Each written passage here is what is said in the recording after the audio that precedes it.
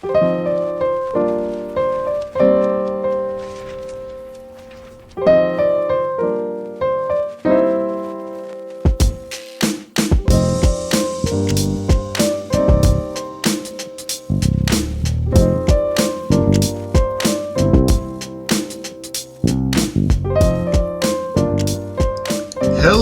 good people.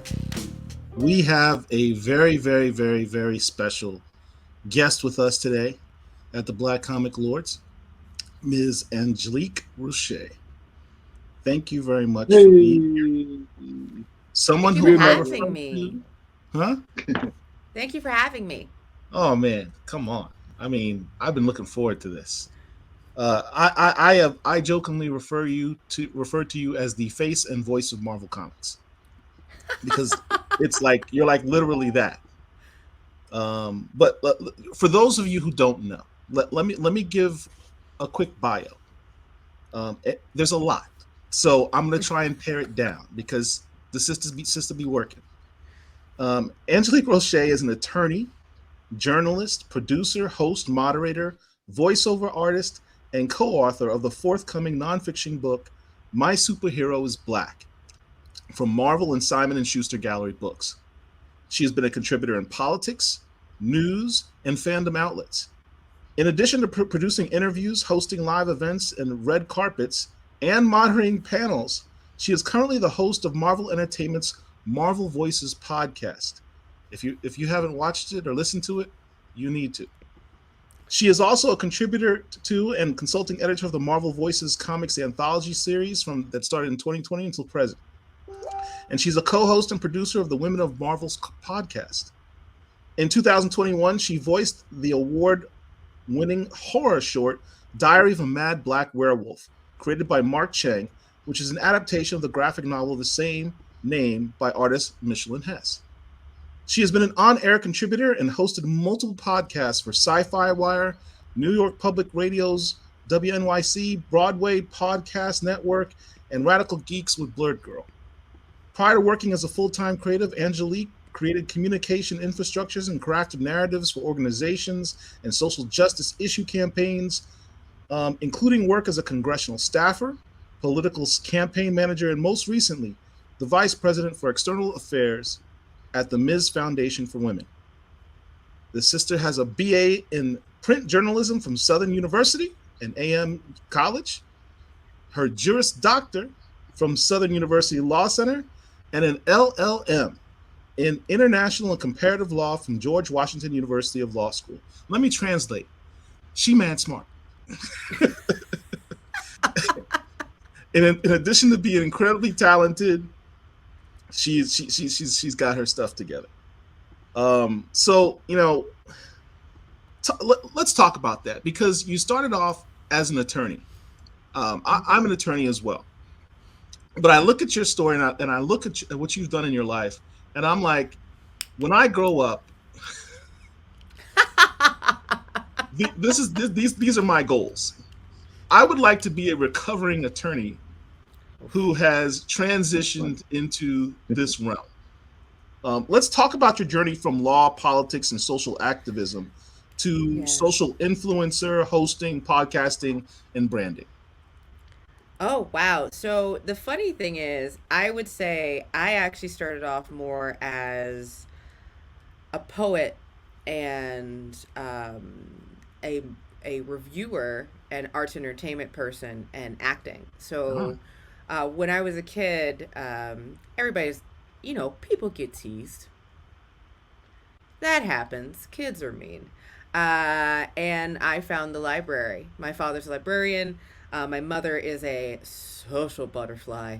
Um, my father's very quiet. My mother's very loud. I just want to be very clear of what that analogy was for.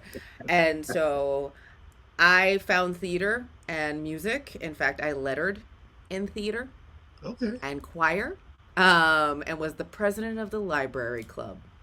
So I go to college, I get a BA, and I focus in arts and entertainment. I was actually the associate editor for arts and entertainment, and this is back when the Boondocks was just hitting on strips. Mm. This is around 9/11, and so I did a lot of my reporting and work there. I was also part of ROTC, so I don't want to ding anybody or anything on that. But my mom was like, "You're 20 years old. You just graduated from college. You can either go get a job, or you can go back to school." And I was like, "That school thing sounds great. I'm gonna go." And then my mom, knowing that I was an artist, was like, "Look, here's the thing. You can do whatever you want with a law degree, but know that at least you've got the law degree to focus on." Well, yeah. And so imagine baby Freddie Brooks, which is what I was at the time. Like, For those of you A who don't know, that's shorts, that's a different world reference. Yes, it is. A shirts, ripped jeans, short bolero jean jackets, dreads. I hosted poetry slams. I had my own chapbooks, and I was in law school. Cause why not? And so I passed the bar, and I was like, I gotta get out of the South. I gotta go. So I got my LLM in international comparative law, thinking I was gonna leave the country. Yeah. Very clear, thinking that I was going to leave the country and never come back. Oh, Because I was a nerdy kid, and I never really fit in, and I loved other countries, and I loved being from Louisiana. Like, there was a very heavy French influence, and I was like, I'm out. The recession hit, and I ended up working at a gym. And the reason why that story is important is because I ended up being a manager at that gym a couple months later. And I'm about, graduated law school 25, 23. Now I'm about 25, living my best life. And a senator walks in. And I remember getting yelled at by my then significant other, going, "A senator just walked in and you didn't ask her for the job. And you knew her." And I was like, okay, all right. Because it was the senator from Louisiana.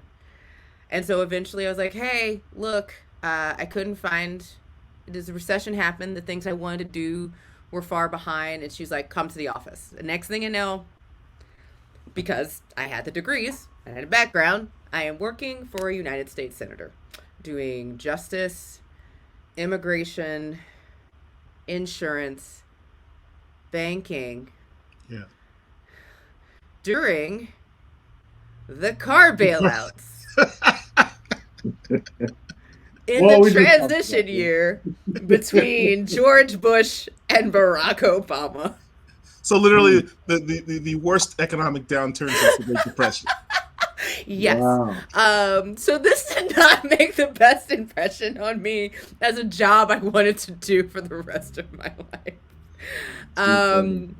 But I did spend about 4 years there, went to campaign politics, and then realized I loved that because it was about messaging and communication and storytelling. And there's a larger story about why I initially left, but it really had to do with the engagement of Black and Brown folks in the electoral process, because that's how I was raised.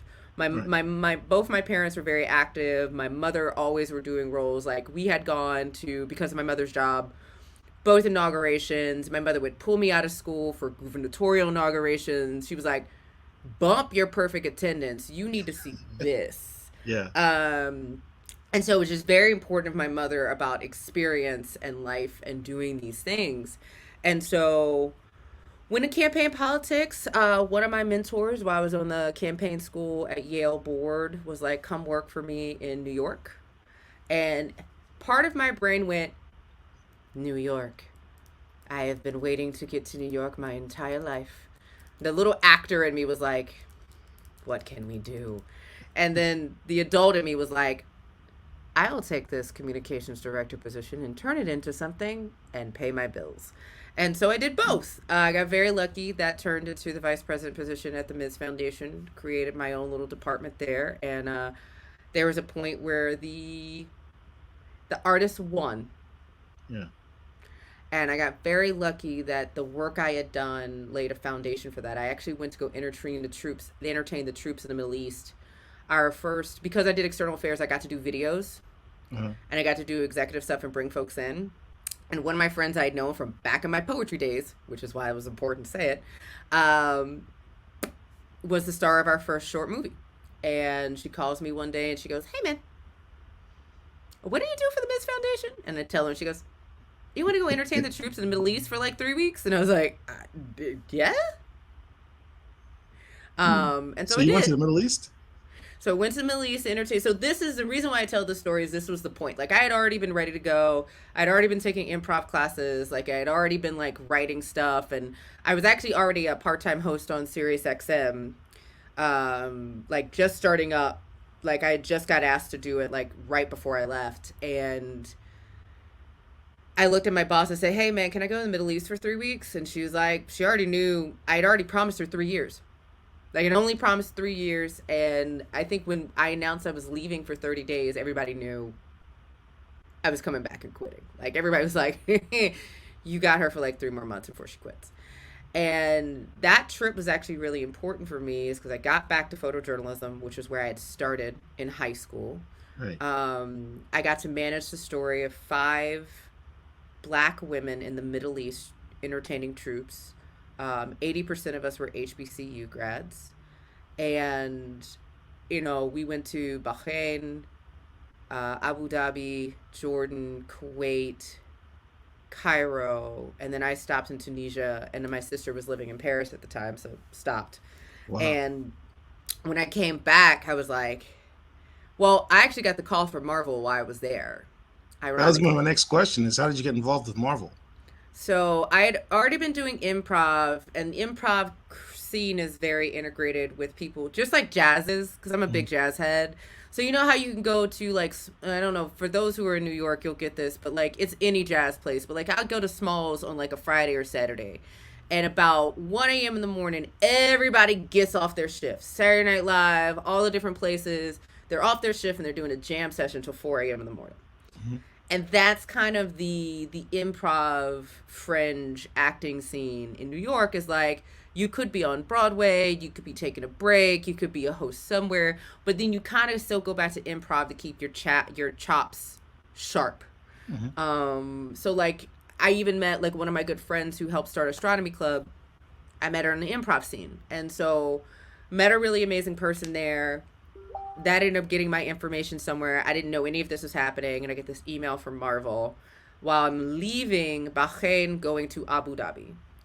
And so I got an email from Marvel. I made the most expensive phone call I've ever made in my life, and my life kind of changed when I got back. There are a couple more meetings, a voice test, all of that, and the next thing I know, I was telling my boss, hey, you can't have a vice president who also has a show at Marvel, but I'll be your consultant for the next couple of months. And the first shows came out in March of 2018. The podcast?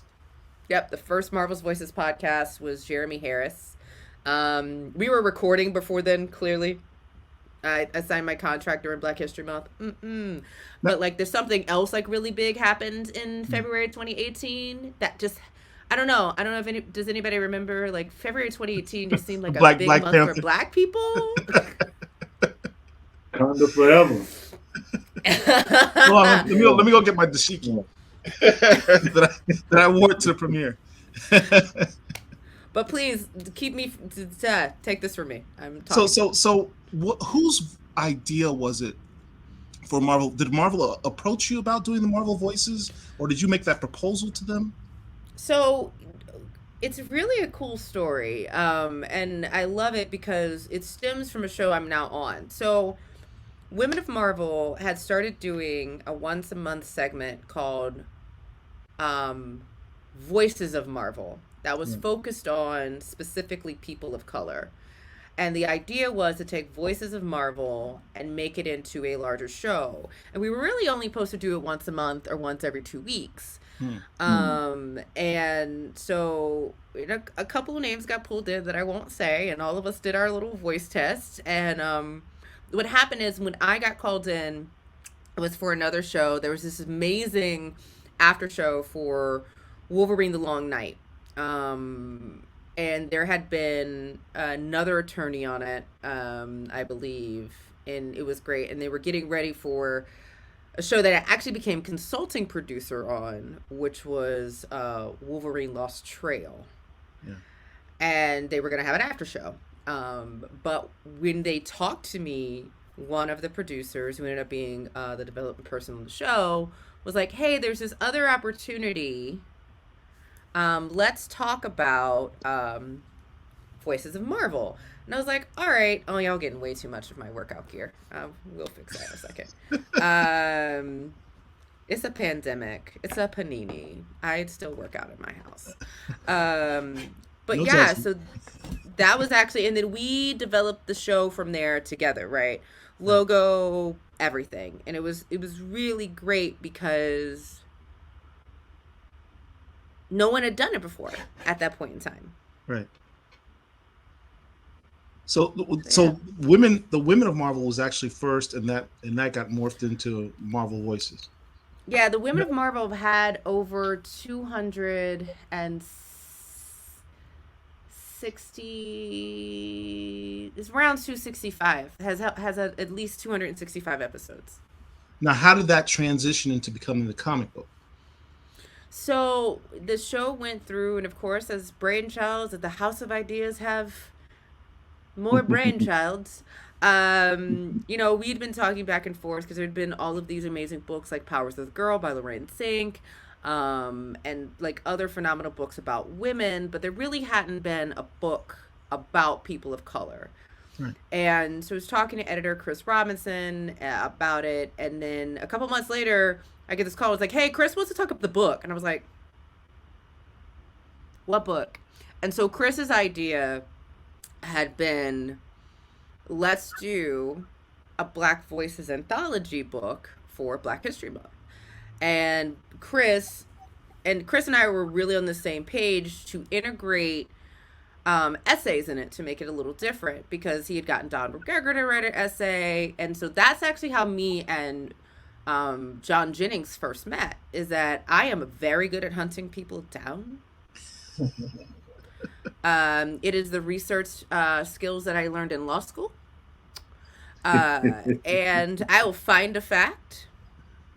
And so we I feel put like there should be some music going together. dun dun dun. So I put together. So we put together a cadre. I was looking for the right word. A cadre of commentators and journalists and scholars and fans. So David Betancourt, Karen Mahorn, Tatiana from For All Nerds, Yona Harvey, who had wrote a little bit of Black Panther, but is an amazing poet who I had met a couple years before in Pittsburgh. Um, Gosh, it was just like a list of folks, right? And they came in and they talked about why they loved comics because it's all about bringing all of the voices up, right? Right. And that tradition actually continues today. I will be editing someone's essay this weekend. But yeah, and so that book happened, and they were like, okay, done. And I was like, no, like, we need these other celebrations. And so Marvel decided to do Indigenous Voices first. I mean, like after Marvel's Voices #1, and then it spiraled, and now we have floppies coming out. Although they're very sick now, so I don't even know if I would call them floppies. Like Comunidades was like almost a trade. Yeah, I mean, it Yeah. damn near had a square bound, you know. It was thick. But we're also coming out with the trades, and the trades have unique essays in it. Like I just finished doing the Marvel's Voices Pride trade, which has got Danny Lore in it, which I love them so much. And so it's been an interesting ride. But that's how it kind of started, and I became consulting editor. And so all of the ancillary content is kind of how I call it. So essays, interviews, you know, artists giving back stuff. Like I work more like a magazine editor with that kind of stuff. I think Tamiko had a question for you. That was very awesome because I do enjoy the Marvel Voices anthology comics. So, would you consider? I've heard this said so many times. So, would you consider women being the future in comics? Interesting. So one of the things I will say, Women of Marvel is also part of that cadre of books that I work on. I'll put it this way. I would say the future of comics requires an infusion of more diverse voices, and that requires geography, socioeconomic, racial, ethnic, religion, and gender identity. So I say that to say, like, it's not just black people, it's not just women, it's also trans women, trans men, non binary, it's people from Minnesota, it's remembering there are black people from Iowa, it's like people from Florida, like voices being like called in, right? Because a lot of us know that the voices that were in comics in the 40s, 50s, and 60s, like if you weren't in New York or living in New York, you weren't working in comics, right? And that was technological, right? It's one of those funny things. There's a specific art school in New York that I've started to realize there are so many artists who went to this school. And I'm talking Larry Hama, I'm talking Taryn Clark, I'm talking Dennis Cowan, like I keep this school, even Janice Chang almost went to this school and then was like, I'm not going an hour back and forth to school. I will just max out my art here. And so I think part of it is non-binary folks, LGBT folks, and women are hungry to be in the space because the space has not always been accessible. And a lot of that has to do that women of a certain age remember spinner racks, and then spinner racks were gone. And then women of another certain age got introduced into the medium of art and words differently. They got introduced to manga. They got introduced to stuff that was available in a bookstore, not a comic book store. And I think there's now been an infusion because it's now more available. And so there are richer stories because these stories have not been told. But when you think about it, Joe Duffy, like people have to remember in the 1970s, at a certain point, the Star Wars team that was writing Star Wars comics was all women. Oh. Like, people got to know, like, Louise Simonson's first assignments included Battlestar Galactica, Indiana Jones, Star Trek. I never thought about that. So I hear what you're saying, but also, like, when I looked up the Kid and Play comic as I was doing my work, you know, shout out to that, and people letting me hunt them down. Thanks, Chuck Frazier. I'm shouting him out because people really don't know who he is, and he's a great artist. But Marie Severin did a cover, and then Marie Severin worked with Chuck on a cover together for the Kid and Play comic. Wow. Right? And you're talking about people like Bobby Chase, who was the editor for The Incredible Hulk forever and still to this day is one of the highest ranking women because she was the editor-in-chief of Edge Comics when they split into 5 different companies. Right? She's one of the reasons we get Victoria Montozzi. Like, she's one of the reasons why we have such a badass ghostwriter. She's like, give me all the weirdos. Let me help bring the dark hold, right? And so it's just very interesting because a lot of what we're talking about is what happened 85 to 210, right? If you really think about it, a lot of what we're talking about is 85. Because I'm not saying there was a bunch of women. Like, I just interviewed Janice Chang, and Janet was like, I'm so glad when I came back the second time and Louise Simonson was there. And I was like, yes.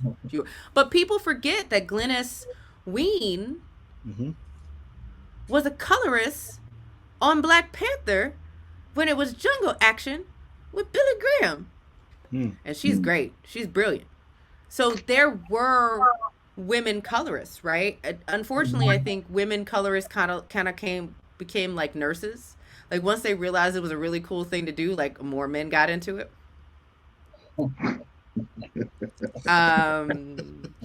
But, like, shout out to Rochelle Rosenberg, who's still doing it, right? Like, and I say that to say, again, it's not that there were a lot. I just don't ever want to erase the incredible women, right? Because we also got to remember, though, the first time we got a Black woman writer at a certain company that I won't say, but when I say the names, everybody will know.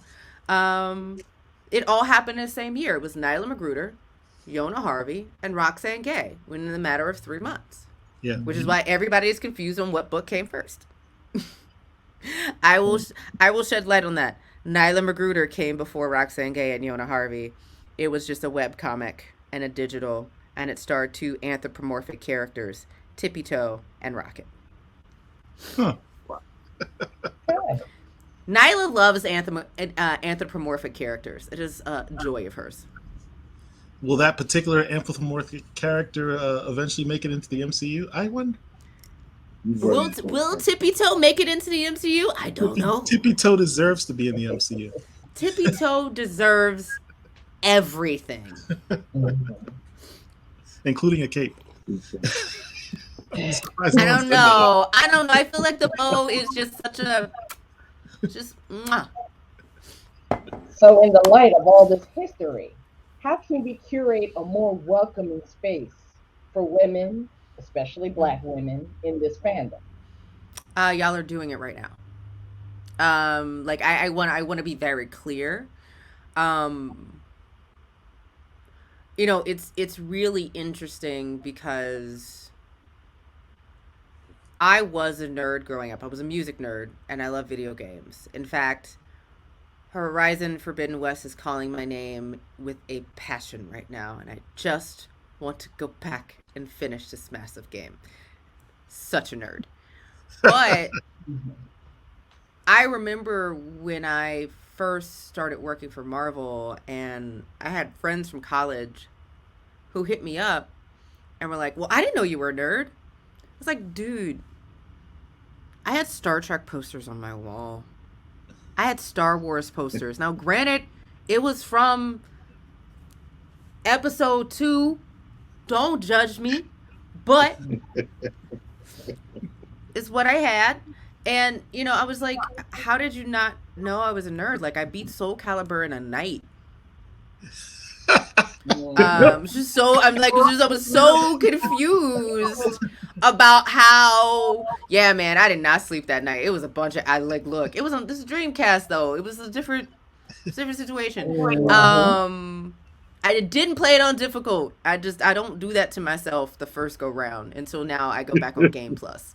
I'm not a masochist. So I say that to say, like, one of the things that needs to happen, and I look, even the nicest men do it. If something comes out of a woman's mouth, like if somebody says, if I say something about Monica Rambeau, you need to question yourself before you question what comes out my mouth. Like I remember the day somebody was like wanted to start explaining Monica Rambeau to me, and I was like, tell me more. Yeah. About this superhero from my hometown that was created a month after I was born. Tell me more. About how it was Pam Grier was supposed to be there, but someone had a thing with Pam. Tell me more about Roger Stern, please. Right? And I think there's a borderline between friendly conversation, because sometimes people do real school me, and I love it. That's why I love this group. I was like, I knew that character was Black, or where he come from. Like I love that, because that's the kind of space that Black comic lords really, really fosters. And I gotta say, John and I love sitting around stuff and being like, yo, did you know this? And I was like, no. We gotta add him to it. We gotta add him. You guys are the ones writing the book. Well, no. So here's the thing. Here's the funny thing. So there's a unique thing about the 90s. Well, there's a unique thing about the 90s in 3 ways. One, the 90s is the first time we get back issues, and that's because you bought it, it's yours. You ain't sending it back. Figure out how to get rid of it, right? That's like the direct market, like the con of the direct market. Not the con as con man, but like the con in the, you made this investment. The other thing is, a lot of technology happened in the 90s, and some of it is proprietary. And some of those books are not available on Comixology because they are not digitized yet. And that includes books in the 70s, 60s, and 70s. Not saying that's proprietary, but like also like they just haven't been digitized yet. Yeah. There are books there, or the cross-referencing is very hard, or they're in a massive trade, right? Yeah. And then there are certain books, a great example, actually it's not a great book, so it's not a great example, but it is a decent example. Xavier Security Enforcers, XSE, which tells a lot of the backstory of Bishop and Shard from the 90s. Right. It was 96. Not available on digital. You gotta go find a bootleg. You're not finding it anywhere, right? Unless you buy it off of eBay, which I also recommend folks do buy their favorite books off of eBay because it'll give you the editor's pages. And when books are digitized, they don't always include the editor's pages. Or you could just be an old time collector like me that's got one of these long boxes that's collecting dust. Oh, minor right there. Wow. I left a couple hundred for my nephew back in Virginia before I moved here, but those are like all my Sterns and my Zeros and my number ones and my signs stuff is in there, and my stuff that I'm collecting here. But yeah, no, I think it's interesting that it's hard because some of these things are just not available. So the conversation is good here because these are folks who actually still have their physical copies, and they know why they loved that book.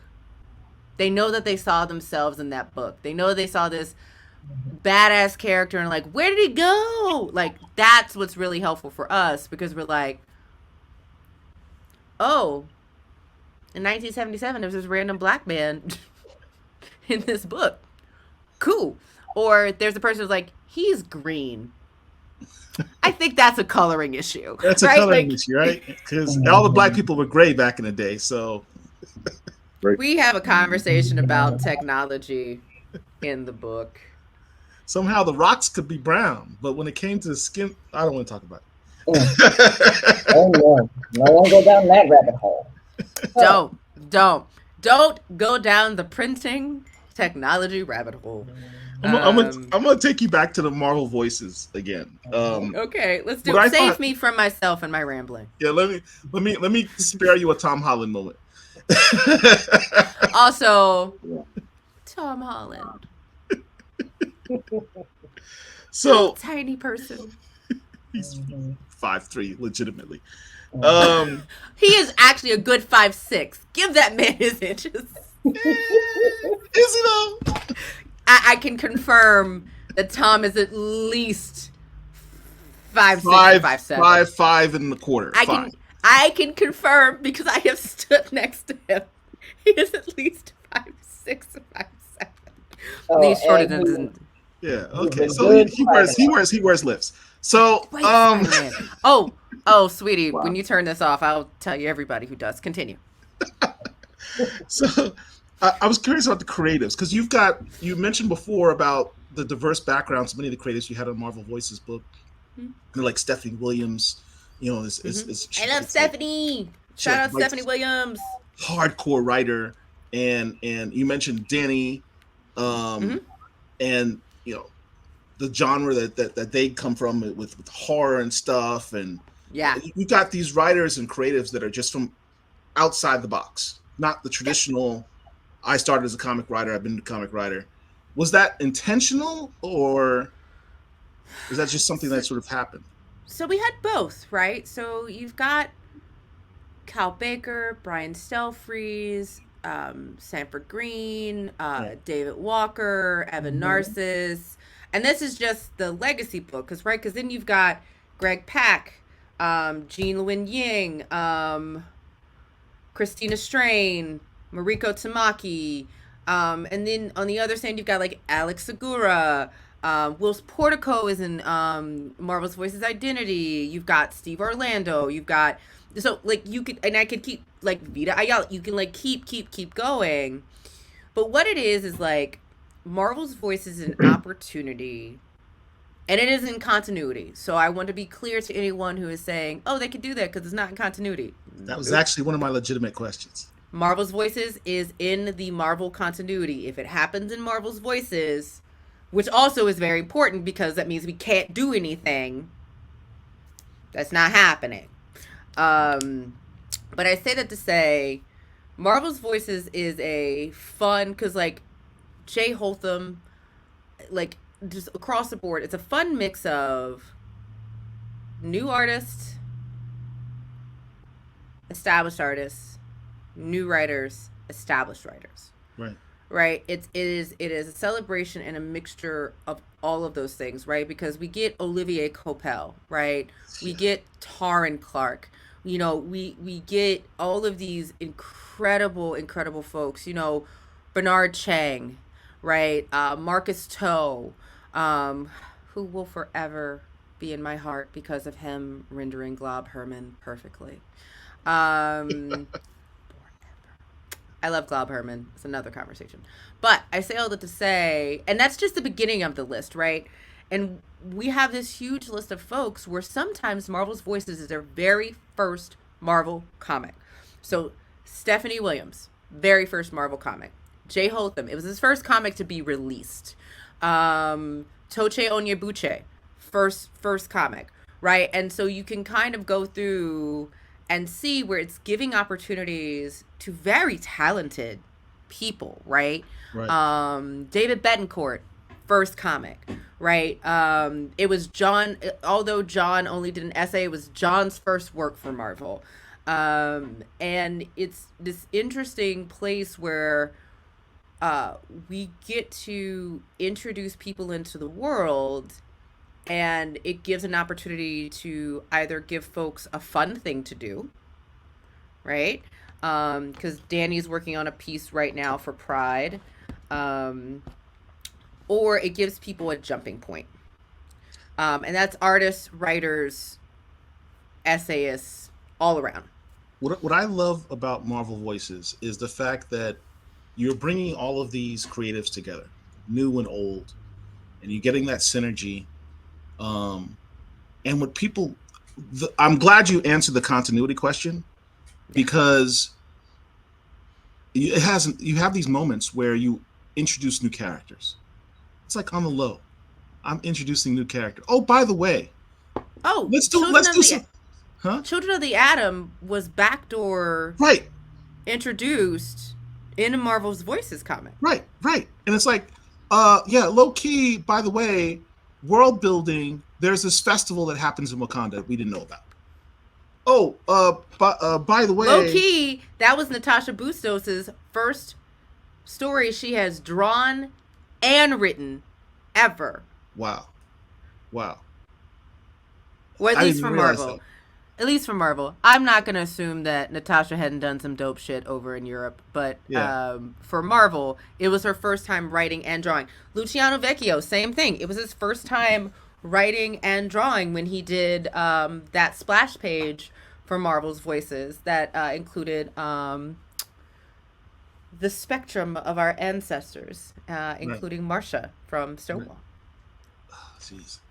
I mean, the way that you guys also bring in history, like you have the storyline with Hector Ayala, right? And the Young Lords in 1970. Daniel Ose Older. Older. That was incredible. I'm like, you're telling a story, you give some history, you're expanding upon this character who was was all underrated. Daniel though. That was Daniel's pitch. Daniel Jose Older made that pitch and it was accepted.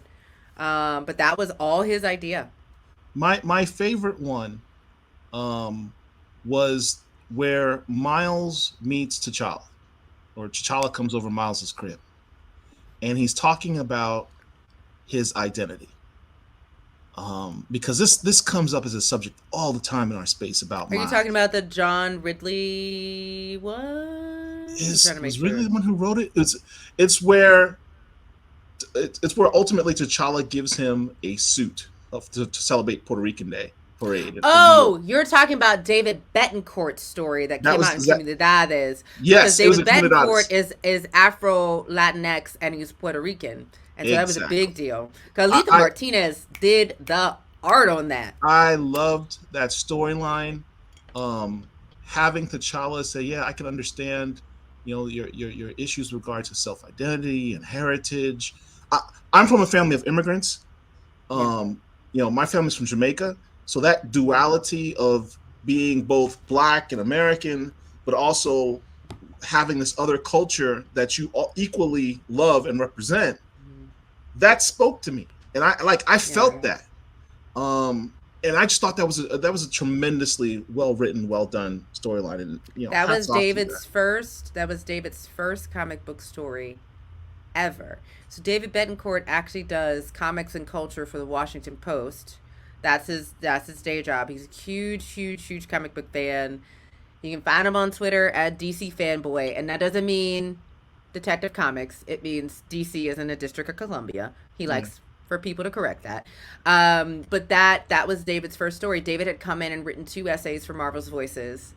And he got this opportunity, and I think shout out to everything that Saladin Ahmed and Jason Reynolds have been doing to really flesh out Miles's identity and giving him his little sister Billy to like really weave into that story. And it just like David knew the story he wanted to tell. And also shout out to the editor Lauren Amaro, who worked with him really closely on that, because first comic book stories are stressful. One last question on Marvel Voices, and I'll hand it over to my boy Rich. The Torrin Clark cover with Storm on the cover and Bishop. Sorry, I just love that cover so much. Was that a Chadwick Boseman homage? I can neither confirm nor deny, but it was a beautiful cover. Okay, that's one of those Tom Holland moments. All right, fine. I won't ask any more questions about that. I'll hand it over to my boy Rich. Go ahead, Rich. Yes, Angelique, question for you. Yes. What do you think the impact of Marvel Voices has been on Marvel and the fans at whole?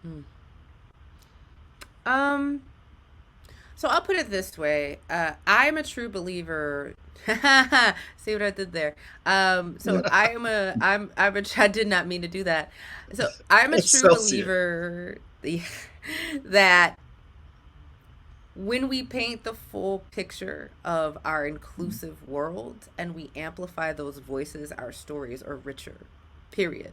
Like it brings everyone together to the table, and more nuances there, and different eyes with different perspectives, right? So I think just in general, this idea that there is a place where we get to spotlight these incredible folks who are talented but also have a very specific POV, and that's across the board, particularly when you look at something like Marvel's Voices Identity, where people are like, that book is Asian American Pacific Islander, because people are actually, there's some writers who speak very little English that are in that book. There's some artists that speak very little English in that book. And what it does is it starts the conversation, right? And so it's been really fun to continue this conversation. I think really impactful to continue this conversation, because again, there are people like Toche is now like on his second series, like Stephanie came in and like knocked it out of the park, but Stephanie's also a freelancer for Marvel.com. My friend Hassan Rashad, who wrote a book on Miss Marvel, got to talk about why that was so important to him. And, there's more in-depth conversation when,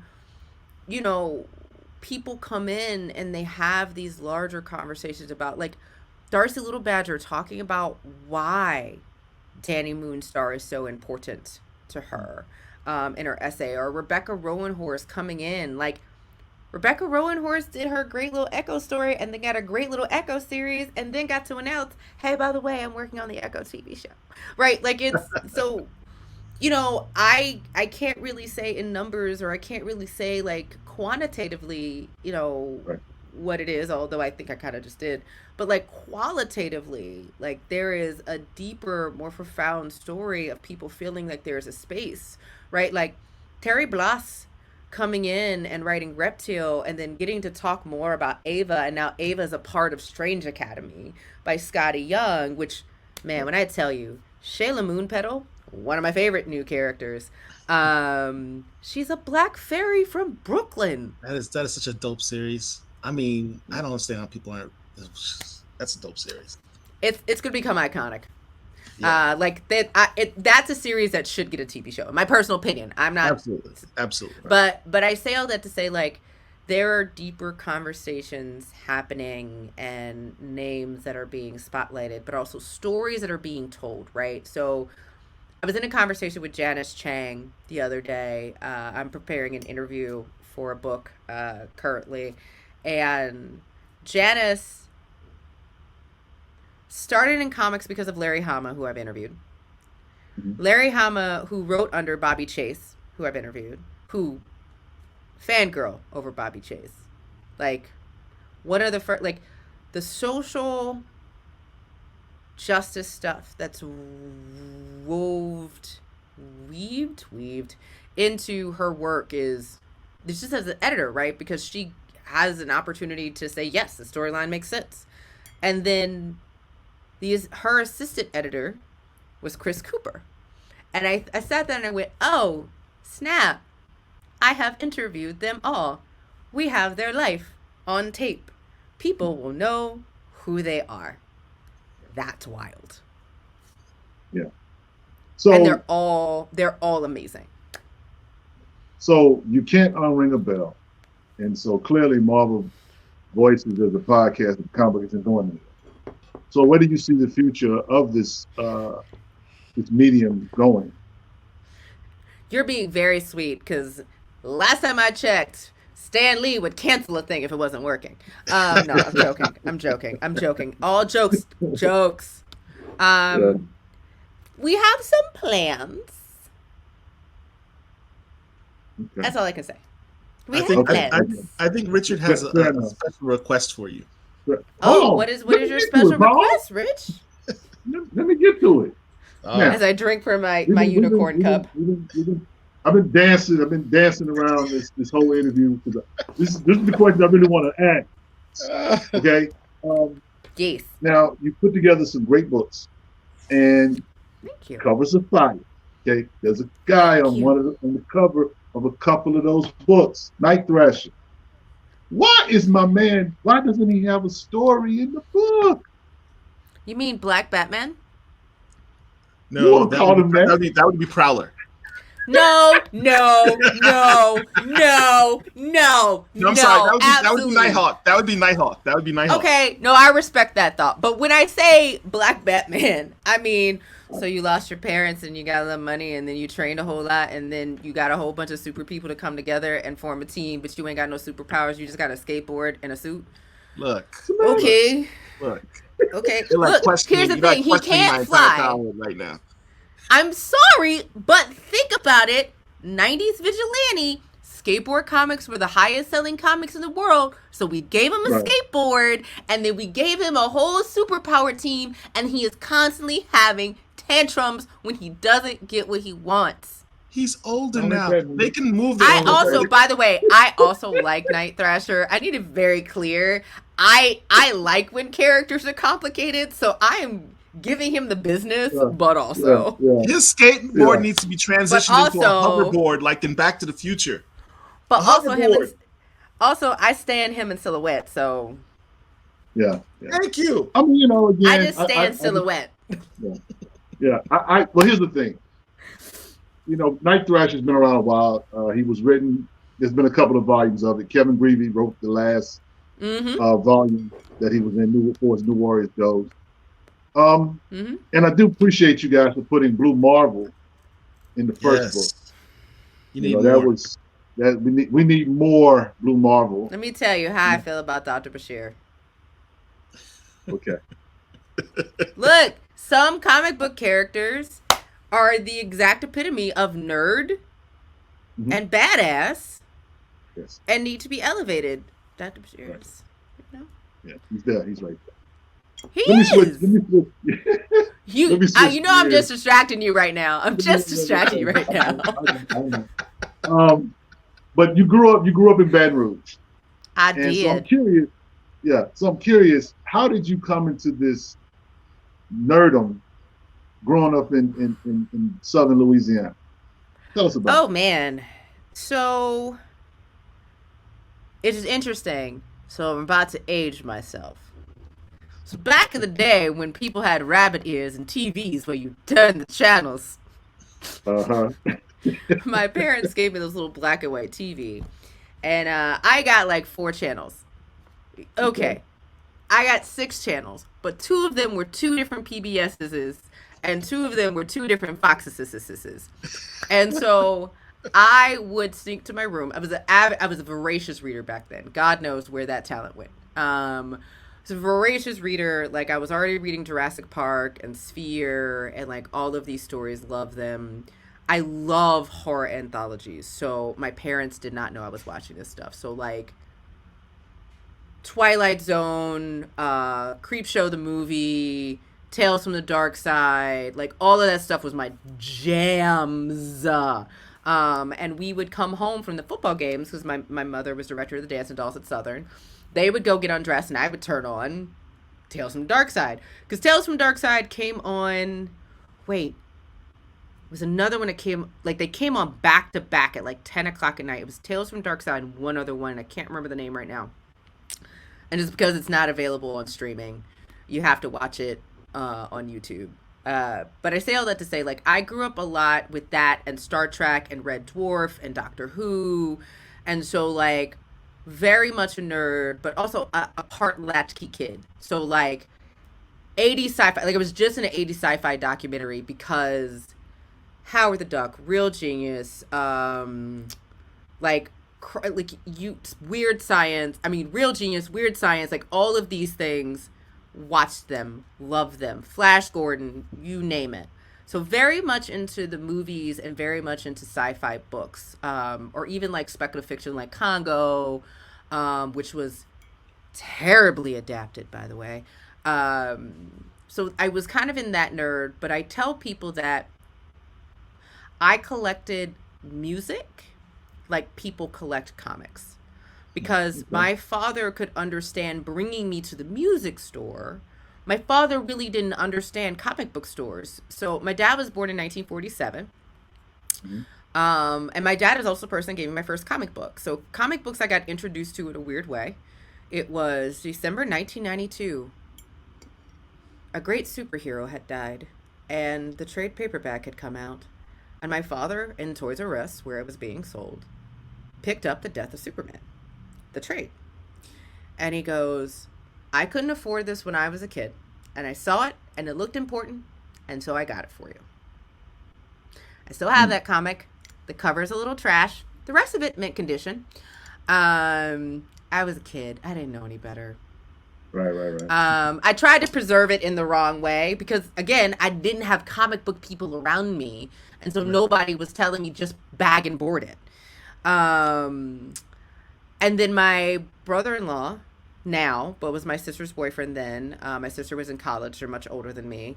I would go spend weekends with my sister. And we would play Mortal Kombat, Street Fighter. We'd play all of the dope games. And all of his friends were computer science people that would hack into them. So while they were playing the football game, which I had no interest in, I would go digging through my brother-in-law's crates, and he had a crap ton of X-Men comics. And I was like, this reminds me of the cartoon I watch. Right. And so I didn't really get more into comics until later. Like the first other comics I picked up was like a Prince. I'm a huge Prince fan. A Prince unauthorized biography comic from rock and roll. I have a couple Star Trek comics.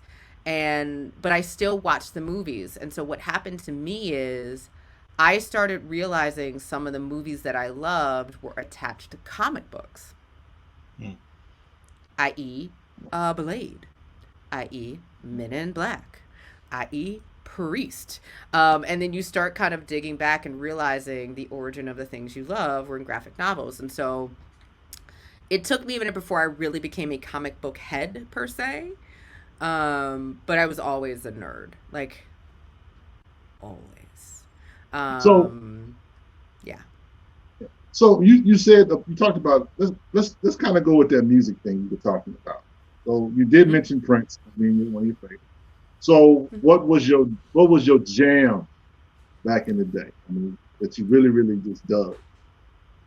I'm gonna tell you the first 5 CDs I begged my father to buy, and that will be my answer. Okay. All right. Alanis Morissette, Jagged Little Pill. Okay. Yeah, that's a good one. Harry Connick Jr. Can't remember which one, but I owned all of them as a child. Like I bought all of them. Yeah. Cab Calloway, Minnie the Moocher. Prince. Yeah. Okay. No doubt. No doubt.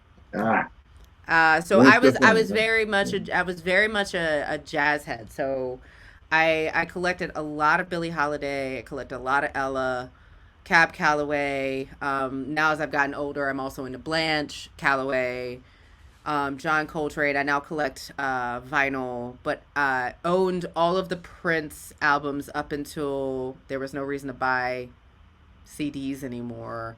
Same thing with Harry Connick Jr. Same thing with the Beatles. Huge Beatles fan. Who's Marvin Gaye fan. But I was a doo-wop fan actually as a kid. So the stuff that I didn't really know how to buy, that's what I listened to also. So like Temptations, the Dells, the Spinners, the Four Tops, the Supremes, all of huge doo-wop. And like 60s and 70s alternate pop fan. Like I have tickets to go see Elton John on his final tour. Like you name it, I love it. Wow. Aerosmith also. That was like my 7th album, but like Aerosmith is. Yeah. So isn't that? All right, Paul, go ahead. No, go ahead. So, let me bring up the one that I'm sure a lot of the Black comic lords are going to be asking questions about. We interviewed Professor Jennings a couple weeks ago. So cute, Professor Jennings. What? Oh, he's like my big brother. That's why y'all see me like, oh, but he is. And he warned us that the Marvel Mafia has precluded you all from talking about the book My Superhero is Black under penalty of whatever witch doctors they have working over there and whatever they do to you. John is so extra. So I might have editorialized Marvel Mafia. I just assumed that whatever the Kevin Feige equivalent is over at Marvel Comics, might have given that. Thank you for understanding the difference. So I know there's little you can tell us about it, but in researching the characters for this book, has it been challenging? No. So I think the biggest challenge is that this is not encyclopedic. And what people don't understand is there are hundreds, not a handful, hundreds on hundreds of Black characters. Right. And making the decision who to give more space to, making a decision who to spotlight, because we only have so much room, and we really want to talk about the canon, the co-creators, what was going on in the world around then, because the idea is that these heroes are a product of their time. Hello, puppy. Sorry, guys. Hello. Say hello. Hey. All right, then. And now, of course, I have a cute Black puppy. But so I think sometimes it's hard getting commentary, and I think that's on any character. And we found, like, I love going through the black and white magazines, and like really getting a lot of the thought behind things. But I would say for the characters we're working on, it's been fun finding more than just the surface level information. Let's put it that way. Yeah, he said that Marvel has a team of researchers, and they and a library. I said, hey, is there like a secret Marvel database that where you can just click on drop down No. menu black No. and No. they have to actually No, research they have to go and research and they have to pull. See, That's that's what's fascinating. that's with everything though. That's with everything. See, But that's they are really good at what they do. But yeah, DC and Marvel have long had libraries at the organizations because how else do you catalog everything? I actually just talked to a guy who worked on the Meteor Man comic, and he worked at the DC Film Library in the 90s. So like they just like you would have a law librarian, you have yes, a comics librarian. somebody at some point has to make a call as to whether some of the more ambiguous characters are black, and that's got to be I don't interesting. I don't know what you mean.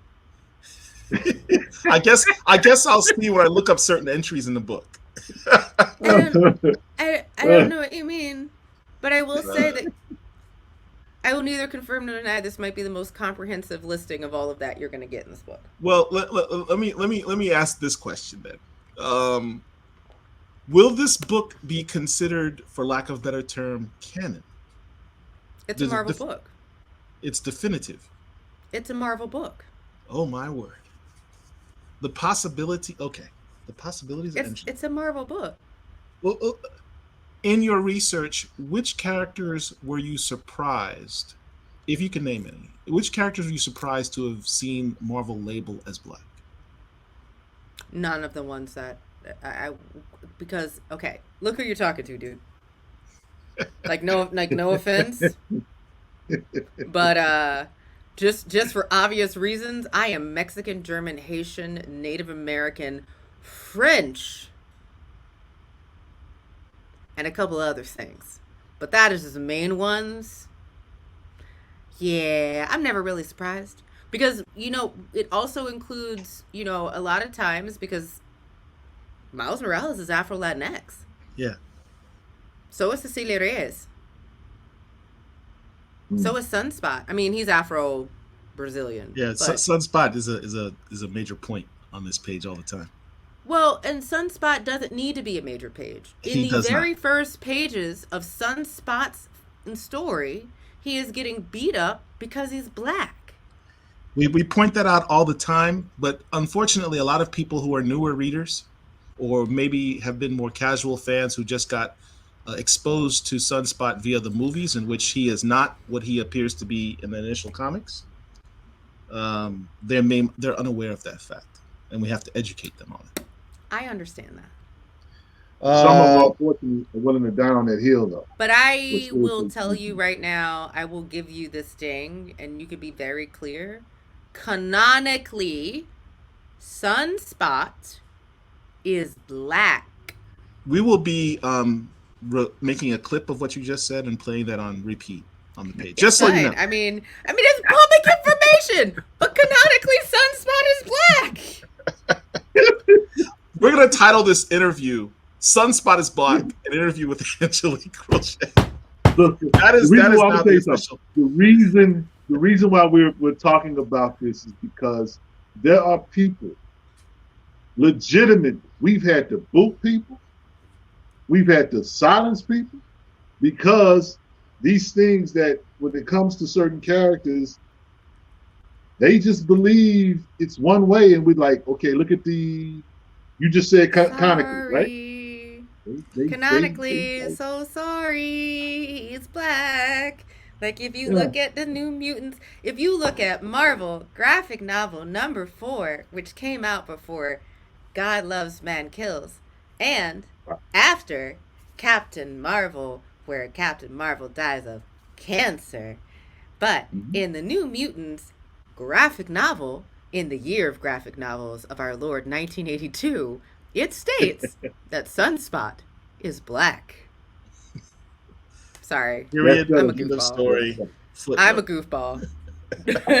But all right, so the cover for your book by Natasha Bustos is absolutely glorious, and Amazing. And I will confirm that there are more characters than that's on the cover, by the way. Oh, okay, good. Yeah. Yeah, we don't talk just about those characters, though. We wanted to spotlight those. You know, Continue. Sorry. Are they going to release that cover as a poster? Man, I hope so. Can you make that request of Marvel to like, hey, you guys need to release this as a promotional poster? Look, I will see what I can do. I can make no promises.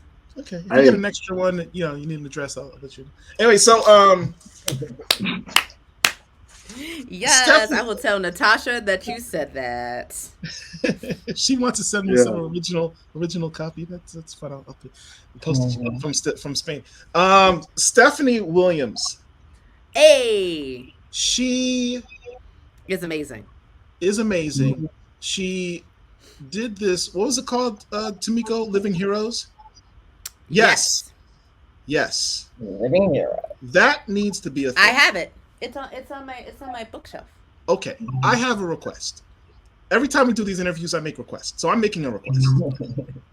Stephanie Williams needs a piece where these Black women heroes get together regularly in each issue of Marvel Voices and have a sit down.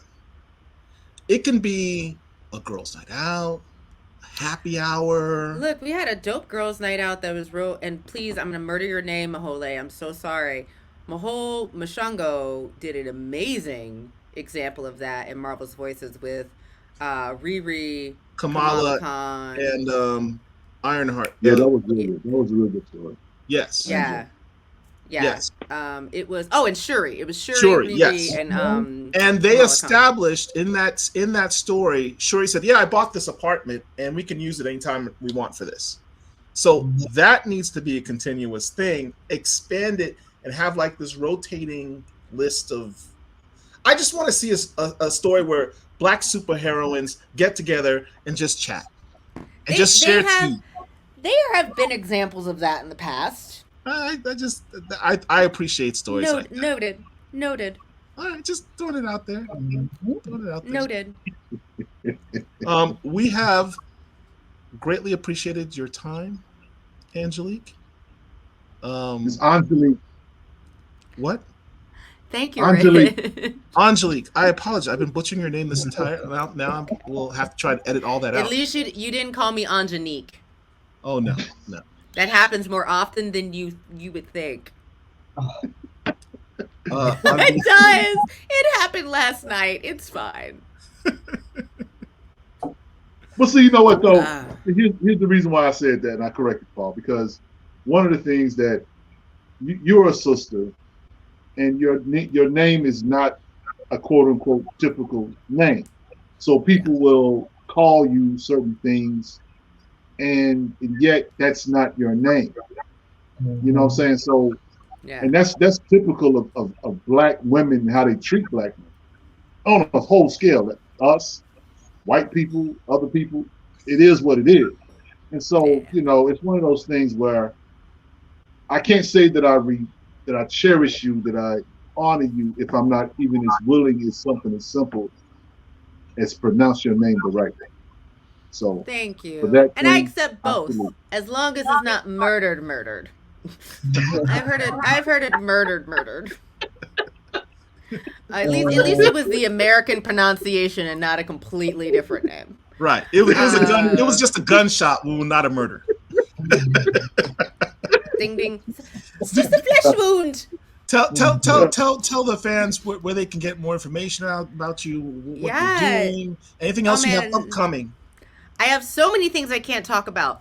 So it was just announced I contributed commentary for the new Titan book series, Marvel page script to page. Myself will be in the Black Panther Marvel script to page. Had a great time with the guys at Titan, really talking about Hudlin's work and Nnedi Okorafor's work and Ta-Nehisi, and Brian Edward Hill, which love that Killmonger series. Mwah. And so you'll be able to see that. That comes out 10/4/22, I believe. And then hello puppy. And then then our book comes out 10/11/2022. Marvel's Voices is going to come out for another season later this year. Women of Marvel is in production right now for our new season that's coming out. I can't talk about two other things because they're still in the pitch phase. They are not Marvel. But I frequently, three things. There may be an interview coming out from Ace Comic Con in a couple months. And yeah, no, just like I'm at Angelique Roche at Twitter. ANGELIQUE ROCHE. Obviously, I can't put the accents on the Twitters, but it's there. And then Angelique Roche official on Instagram. If anybody works for Instagram and you can help me get Angelique Roche back, that would be dope. Somebody has never posted and only has 7 followers and doesn't follow anybody that has the name. You might have researched it a little bit. Might have researched it for the last 5 years. No big deal. But yeah, man, there's a bunch of stuff that's kind of coming through. We've got a number of Marvel's Voices trades that are coming out. We just wrapped up work on Marvel's Voices Pride, the trade, but we're also working on the Marvel's Voices Pride 2022. It's going to be really great. We're currently working on Marvel's Voices Identity, the book. It's going to be so much fun, and it may or may not have a fun interview from a legend in it. And yeah, we're still doing Marvel's Voices Spotlight series on Marvel.com. Justin A. Reynolds, the guy who wrote the Spider-Man grade A graphic novel with art by Pablo Leon. His essay came out yesterday on Marvel.com, and he's just a delightful human, and his background is just, his mother was a librarian. He used to make his own books as a kid. It's delightful. I don't know if y'all can tell, I just love people's stories so god awfully much. But yeah, that's kind of where we are. There are more things coming. But yeah, I'll do better of posting things on the site. John is so good at it, and I suck so much. John actually shout out to Miko He's for like, taking my stuff and posting it. He was like, I don't want to inundate your page with too much stuff. I'm like, we're always trying to find more content. Please inundate us. Give it all. Give us more. But yeah, it's gonna be great. I'm really excited. Hopefully, we'll eventually get to release Diary of a Mad Black Werewolf. It wasn't originally released because it was on the film, the independent film circuit for evaluation. And then yeah, like I'm really lucky to be working on a couple of things that I can't talk about yet, which I always used to get mad at people when they said things like that, and I was like, oh, I get it now. Get it. All right. Well, thank you again for spending this time with us. And one more thing. Yeah. Oh my God, I'm about to go into a fundraiser for it right now. I am the lead writer on the Black and Blue Project's graphics novel series that is being led by me and artist Steve Prince and 3 amazing teen artists that are 16, 17, and 18 that is talking about an Afrofuturistic future and what does it look like for innovative solutions for the future of policing in neighborhoods in a post-apocalyptic-ish 2078 New Orleans. I'm really excited about that. We've got a fundraiser right after here with Keith from the show Woke. And so that's a project I'm working on. I can't believe I forgot that project. I'm literally like about to. All of the projects you have shared, please share with us in our space. I will. And thank you for listening to me ramble. Shout out to y'all. Oh, we live for this. This is wonderful. This is what we do. Hang out with creatives, and we get to learn things that we didn't know. So that's part of Black Comic Lords. I feel like I've returned a favor. Welcome to the family. Take care.